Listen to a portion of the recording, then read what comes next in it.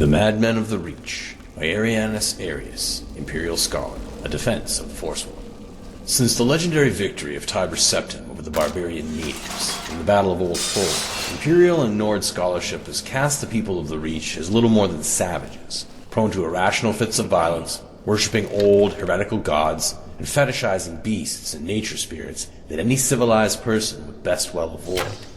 In truth, these accounts are little more than victor's essays, a perspective narrowed by the Empire's constant strife with the ancient, proud people that lived in this land far before Tiber Septim walked the soil of Tamriel.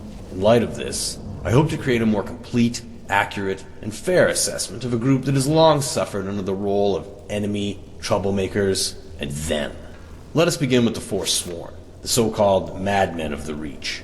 The Imperial Legion classifies them as little more than brigands, noting their constant raids and ambushes within the hold. But none of their military reports ask the question of why. If they were merely a group of bandits, surely they would be focused on acquiring gold and minimizing deaths among their own.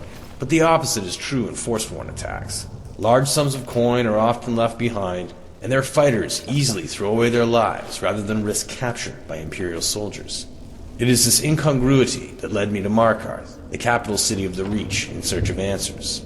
There, I met one of the native peoples, an old woman who preferred not to be named in my writings. She told me of her family's long history, how she believes they originally came from High Rock, home of the Bretons, which would explain the similar faces and stature of the two peoples.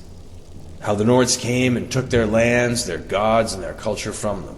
When asked about the Forsworn, the old woman would say that they were the real men and women of the Reach, those that refused to give in to the Nords, those that still practiced the ancient traditions that the rest of her people had abandoned in exchange for peace.